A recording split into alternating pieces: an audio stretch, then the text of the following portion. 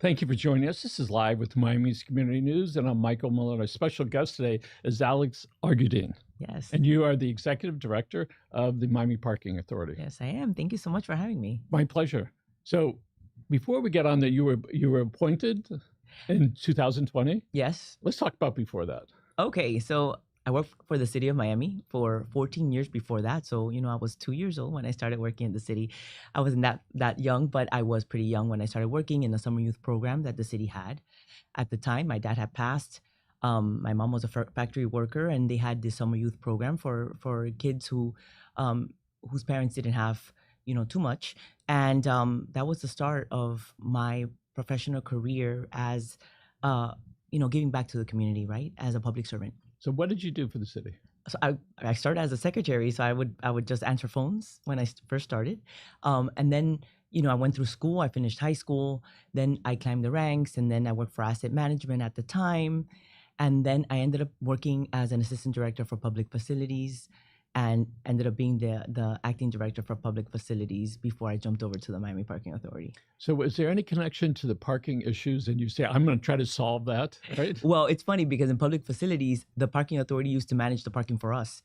So for us, the city, so the James L. Knight Center, we used to manage the parking authority used to manage the Orange Bowl. That was always an interesting one, right? But there was always that tie to the parking authority. I just never thought that this is what I'd be doing 19 years later. So how old is the parking authority? So it was established by the state in 1955. And so you were the first woman? Yes, first woman. In 2020? Right before the pandemic. 1955. How many years is that? A lot. A lot of years. A lot of years. Yes. Well, congratulations that the city opened its eyes. So good for you. Thank you very much. So let's talk about the breadth of the Miami Parking Authority and the number of buildings and number of cars. So tell us about that. So we have a lot of parking spaces, about 35,000 parking spaces. We have several garages that we own and manage. We also manage for the FDOT. We also manage for the parks in Miami-Dade County, Jackson Memorial Hospital, parking. We also started recently running the operations for the city of Doral, because we're the only authority in the state of Florida. So you manage parking garages there? We manage the parking on street. On the street? Yeah. And even though the city of Miami? Correct.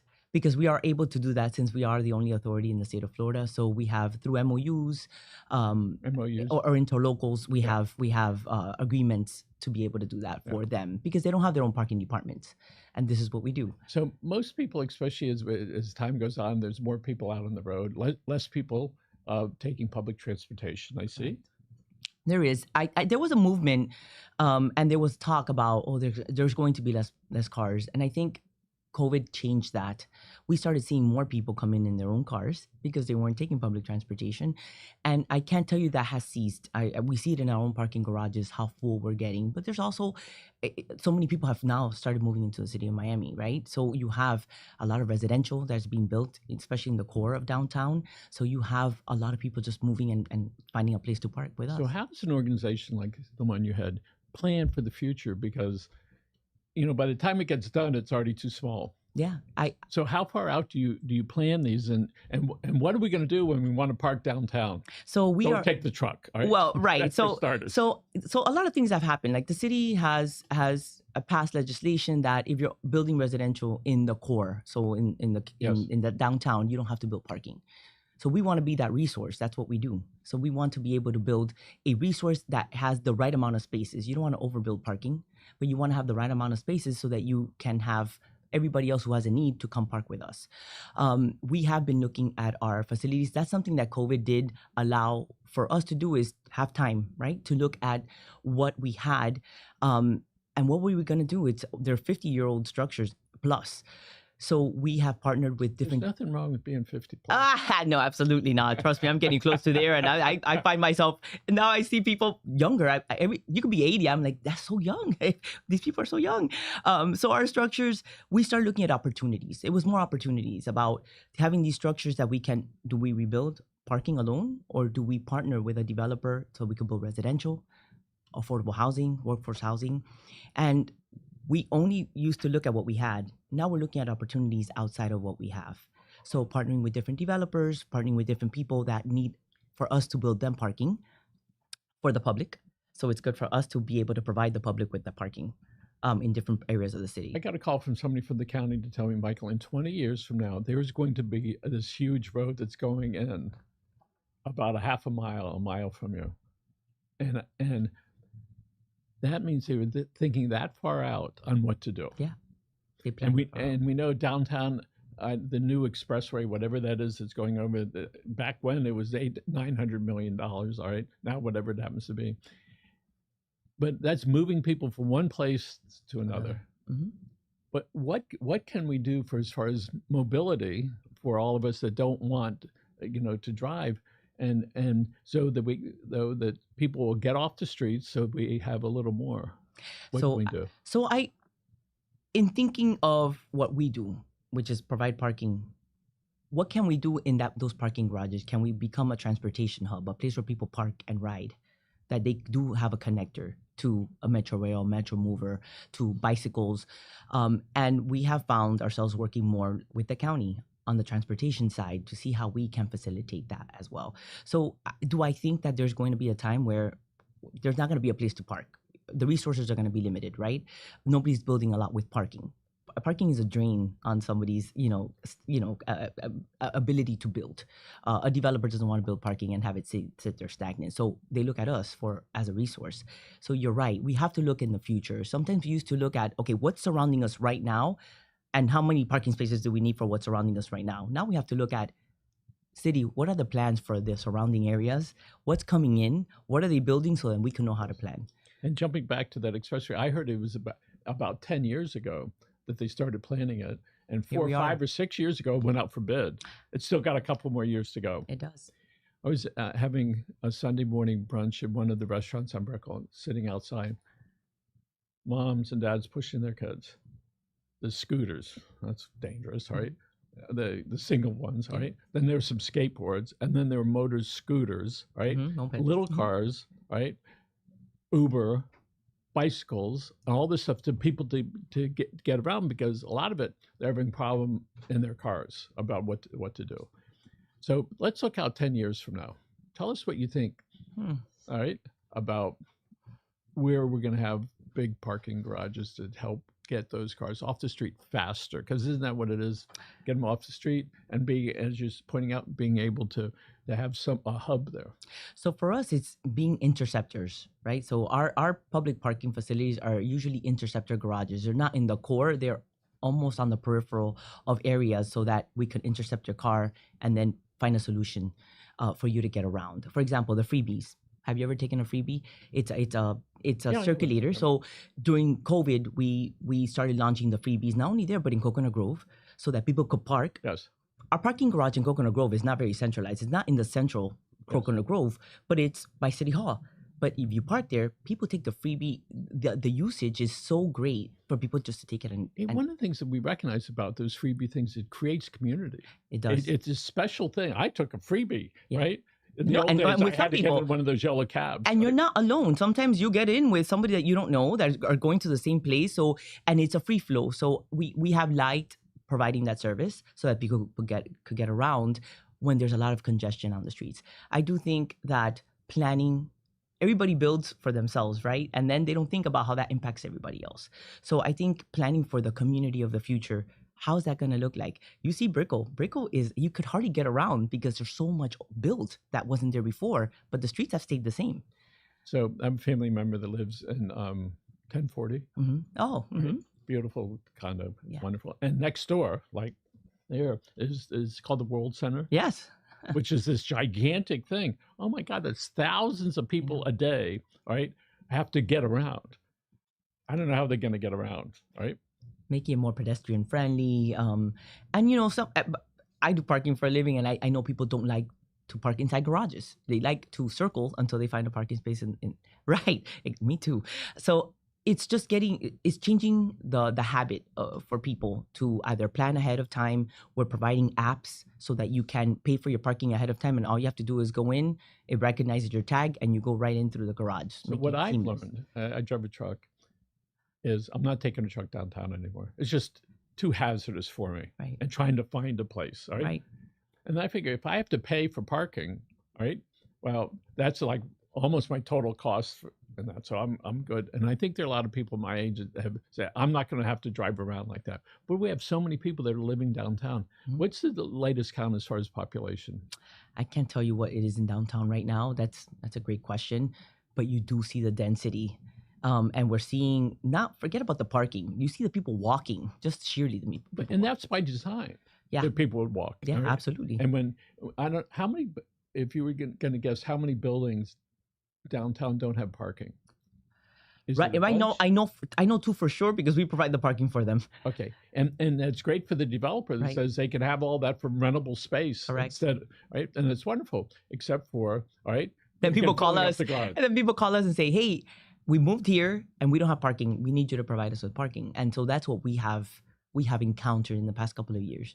Just for clarity, on the metro rail parkings, you don't have anything to do with that. No, I don't. Right? We know over here in South Miami, the area businesses go, we need to rent over there. There's no space, and there's no space. And as buildings get up more, it's this never-ending issue. I know. Everybody thinks that. People think about parking last. It like I said, it's also a drain on a capital stack, right? For a developer that's wanting to build. Parking is very expensive to build, but that's what we do. So we don't mind building it for the public. And a lot of people think, well, they should solve it. I think manage seems to be a more proper word. Manage. It is what it is, and you just got to do the best you can. So you're now going to be managing Doral, their parking garage. We are. Where else? So we are managing the streets for Doral, and when people call us, parks, for example, parks from the county, we started managing it for them, the parks parking, basically because they used to have people taking money at a little house in the front of a park. The lines were super long. You still don't have those? No, we don't have those anymore. We took all of those out. We took them all out. Technology has also evolved a lot. Yes. Michael, from when I joined.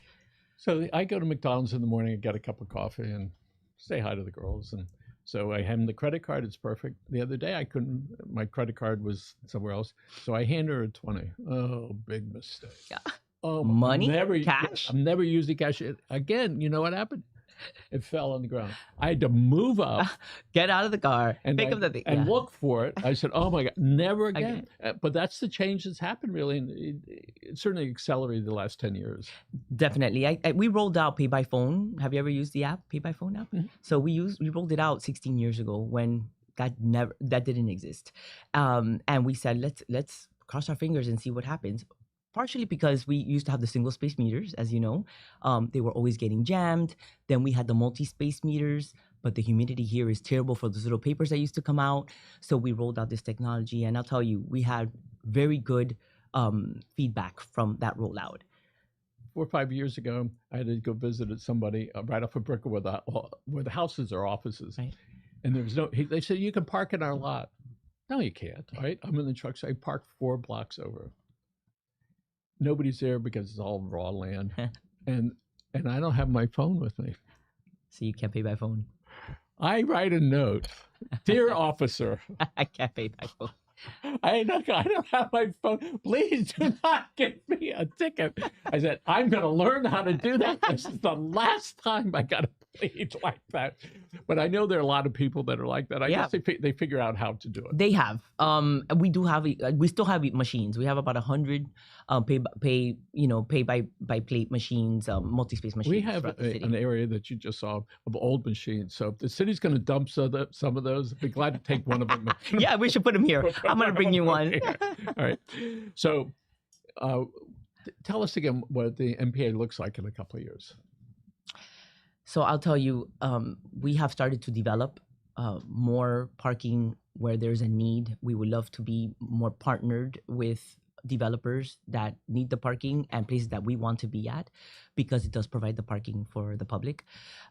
We had never looked outside of what we already had, but now we are looking at opportunities, and developers, I think they used to see us as, another governmental agency, and now they're looking at us as partners, and so I'm happy to have those conversations. It's a great subject, and people are concerned about it. But can we put up on the screen MiamiParking.com? I know you're involved in some charities. Oh yeah. And one of my favorite ones we're going to talk about. That's right. So let's talk about WOW. The Wow Center is that's my happy place. My sister-in-law has Down syndrome. We put her at the Wow Center a few years back. My sister-in-law was on the board, and she said, "I think that that would be a place that would fill you. Why don't you try coming to the board and sitting and listening and see if you want to be a part of that?" I fell in love, and I've been there ever since. I've been the chair of the board for 4 years. It is a place that fills you. It's adults with disabilities. It's a community that a lot of people don't know about unless it touches you personally, right? If you have a family member or somebody that you know, and they do so many wonderful things for these adults that their parents are aging and they have nowhere to go.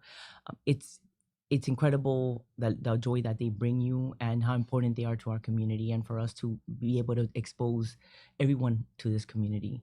Well, I know you're going to know who I'm talking about. We did a meet and greet here. We had 50 people from different chambers of commerce. So the reason you guys are here is because we want to talk about Autism Awareness Month.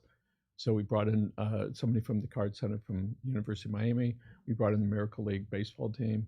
We brought in Yossi Harlig from the Friendship Circle. So we chatted about that for a while.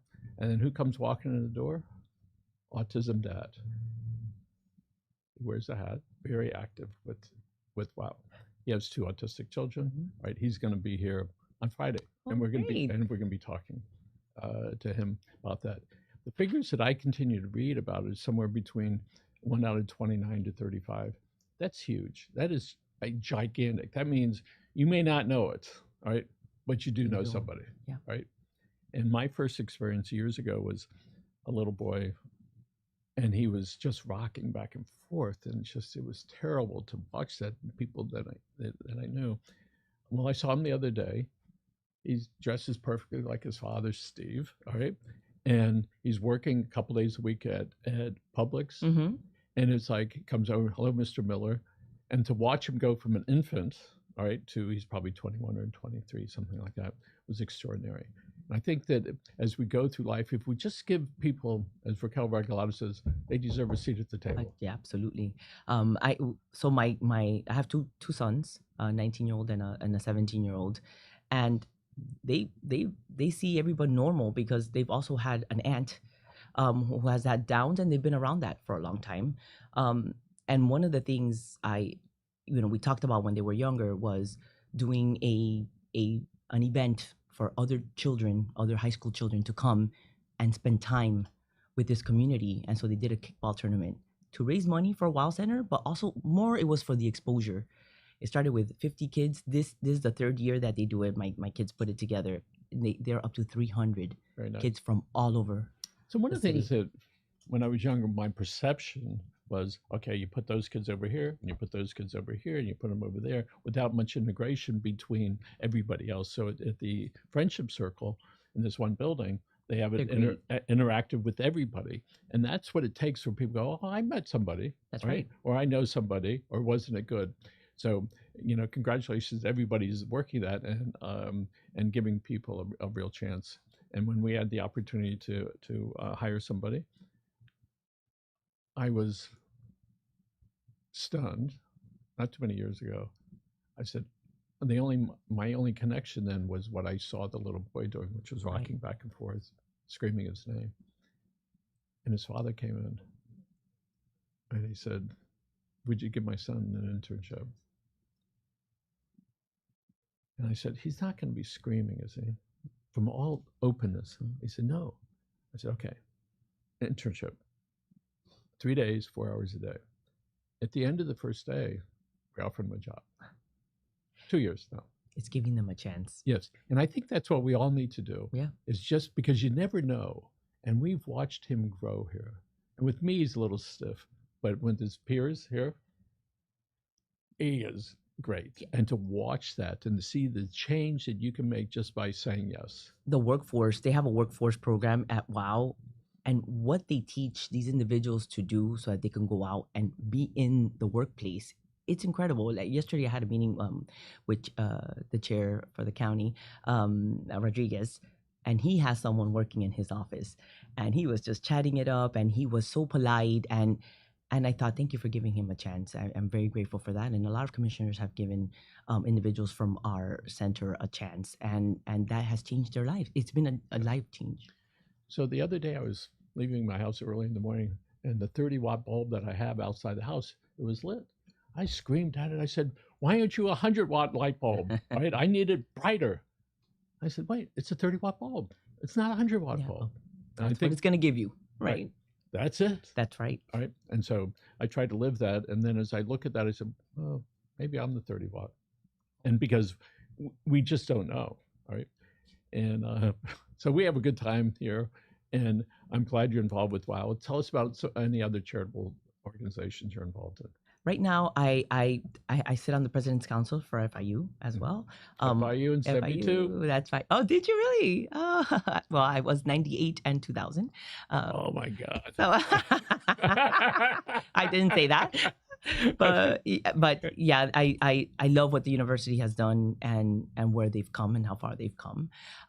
So I am also the chair of the IPMI, which is the International Board for Parking and Transportation. So I'm very excited about that. I'm on my first year as a chair for that international organization. So it's challenging. You know, something that I don't do, Michael, is I don't become a part of every board that rings on my rings my door, because I want to give 100% of myself to whatever I put myself into, and that has always been my philosophy, and so when I become enamored with something and I know I could put 100% of myself to it, I get involved. So I'm about to come off the WOW board now. It's been 4 years. I'm really excited to see what the next what my next